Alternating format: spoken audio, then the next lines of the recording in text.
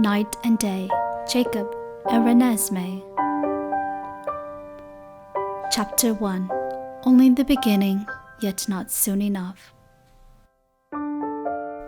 The drizzling rain never stopped. It seemed like it never did in La Push, but that's what made it different from the rest of the world. No city lights, no congestion or traffic, just the evergreen trees with their branches dangling heavily with the weight of each rain droplet that continually fell on it. The refreshing salty air filled my lungs, and though it was early fall, I could smell the fresh pine needles of each tree. This was what I have come to love, what I have loved to drench myself in when I wanted some time alone. It was not hard for me to stop thinking about La Push and what I have inherited with it. It has been a little over 7 years since I realized my destiny as a werewolf, as some would call us, but in actuality, we were shapeshifters, a legend that we were told as kids, but we never thought anything of it except as a way to scare us away from the deep green forests. Those tales never seemed to scare any of us away from playing in the evergreen forest. It was our scapegoat from the reality of life. Reality of life. Who would have ever thought my life would change so drastically in one evening? I remember it all too clearly. At that moment, I was filled with anger that escalated deep within my gut. A wave of heat consumed me uncontrollably. I almost wish I was dying instead of feeling that pain again. It all happened so quickly, and I could see my fingers transforming drastically into a dark, hideous, hairy, sharp objects. Suddenly, I was surrounded with a thick red coat of fur. I had to stop and think and try to wake up from this nightmare. Suddenly, I heard a familiar voice. "Jacob, calm down. It'll only make it worse if you try to fight it." Fight it? I thought to myself. I just wanted to die. I'll let this torture consume me. "Jacob," I said, "calm down." Okay, I would try to calm down. This is how people wake up from their nightmares, right? Just breathe and calm down. What seemed like an eternity was only a minute. I was lying on the floor, staring at the shadow, but once he spoke again, I realized it was Sam. "Jacob, I'll make this simple for you, but we have to hurry and go back." Go back? Where was I? I remember being in my bed sleeping, but now I was in the deep forest with the rain falling on my face. Swiftly, Sam's shadow shifted and came towards me, and it was growing larger. It didn't look human. It looked like a huge animal was coming towards me. I jumped up as fast as I could, but lost my footing and fell. I couldn't seem to stand up straight. Actually, I wasn't standing straight. I was on all fours. "Jacob, it's me, Sam." Was that Sam's voice in my head I was hearing? Boy, this was a weird dream. "What? You can hear me? I can hear you? Did you just read my mind? I must have eaten something wrong. Remember to stay away from that fried fish late in the evenings."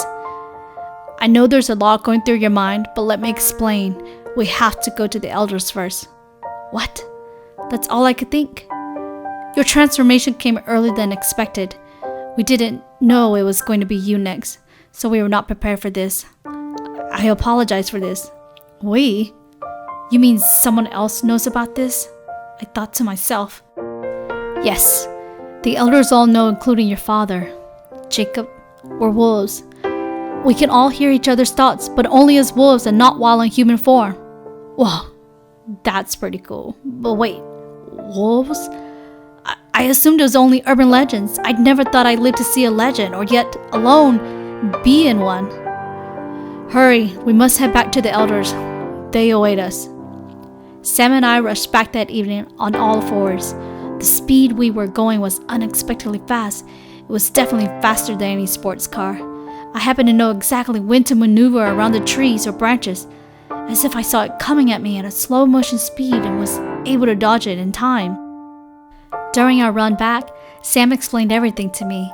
He explained how fortunate I was to have him there when I transformed. Sam was unlucky and had no one beside him when it happened. He was scared and went into hiding for 2 weeks. He was ashamed of himself and didn't know how to explain to his family and girlfriend, Leah, at that time. Over time, he managed to deal with it and used this gift as a way to protect our land, our people, and humans. Once we arrived, the elders were already waiting around the bonfire. They all glared at us. They each were amazed at our size and pleased that the lineage did not die as they had thought. I saw my father, Billy. He was sitting in his wheelchair and conversing with another elder. He seemed proud and was glorified with my new transformation. That evening, everything was explained to me. I listened carefully to every detail for the first time, not like when I was a kid. I let it all sink in my brain. It was hard to accept this new fate that was destined for me. There was so much still to learn. We were no longer just normal humans, but protectors of humans as well. Most importantly, we were enemies of the cold ones. The thought of the cold ones made me think of the Colons. Bella. How could I explain myself to Bella? What would she think of me? Would she accept me as this monstrous werewolf? I had to let her know, but how? We were forbidden to speak about our true selves. Breaking the treaty would mean the Colons would be free to take human lives. Take Bella's life. I couldn't allow that. I wouldn't. I told myself I would have to wait for the right time. I hated to keep secrets from her. I didn't want her to think I would ignore her. Not after all she's been through, especially when she was finally letting me in her life. I loved her. I didn't want this to separate us. Soon enough, when the time was right, I would explain to her. Sam would understand. He was the alpha, and once I explained everything, she and I would be able to be together. It seemed like that evening wasn't too long ago, but it was 7 years ago, and so much has changed since then. Bella and Edward were together just like she wanted. Though I had despised Edward for taking Bella back into his life, I knew he loved her. Bella transformed into a vampire, and I couldn't protect her anymore. Then there was Renesmee, Bella and Edward's daughter, a creation of both vampire and human. It was a rarity, and fortunately, the Volturi were fine with it since it was proven Nessie would be no harm. Nessie. My life changed when Nessie came into our lives. I never believed I could love anyone more than I loved Bella, but the moment I had met Nessie, my life changed. She was my imprint and my one reason for living to love. One day, we would be together, but damn it, I wanted a normal life as humanly as possible. I didn't want to force Nessie. I wanted her to fall in love with me naturally. As much as I wanted to just take her away, I knew I wanted so much more from her. I knew I had to wait patiently for her, and Nessie finally stopped her growth after 7 years. She was a woman now, though she was no ordinary woman. She was exquisite and unique in her own way. She looked just like Bella, except she was more beautiful. Her hair color was the same dark and red color as Bella's, but she had gold streaks like Edward. Her skin was pale like the cold ones, but her cheeks would blush a warm red when she would laugh. She'd also blush when she told a lie, which was hard for her to do since her father was able to read her mind so easily. Her skin was still as soft as it was when she was first born. I could never forget that horrid day that brought her to life. We all had thought Bella was going to die, that Nessie had sucked the life out of Bella. Initially, I had wanted to hurt her for making Bella suffer. However, the moment we all saw Nessie, we'd fallen for her. She was what brought the vampires and wolves together. She bonded us in ways that she didn't even know. She was barely a day old when I knew she was my imprint. At first, I felt rage. How could my destiny be with this baby, the life of Edward and Bella? How would I explain this to Bella, the woman that I once wanted to love forever? I tried to convince myself that it was all nonsense, but each moment as I held Nessie, I couldn't fight it. Bella didn't accept it at first, and neither did Edward. He, however, took it more lightly than Bella did. She attacked me the very moment she read my thought. She was outraged, as much as I was. But she knew that no one could love Nessie like I could. It was Bella's words that made me believe this was Bella and our fate to be together. Bella had said we'd belong in each other's lives. We were family. This was how it's supposed to be. Now we were bonded for life, through Nessie.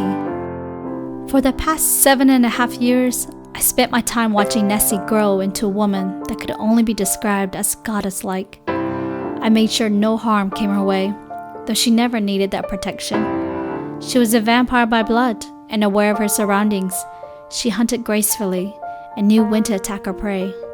Never did she leave a mess, no leaf unturned. Somehow, she always felt my presence, yet she never addressed me as if she wanted me to watch her hunt. She was a show-off as a hunter, and a good one. At times when she did speak to me, she always questioned my presence. "Jacob, do you not trust that I will be safe in these woods?" Speaking with her sharp tongue. "I trust you'll be able to take care of yourself, but I'm just making sure the treaty isn't broken. You know the rules, Nessie. No humans." I lied to her. I knew she was fully aware of the treaty, but I was there just to be amazed by her. "I can't tell you how much it bothers me that you don't trust me.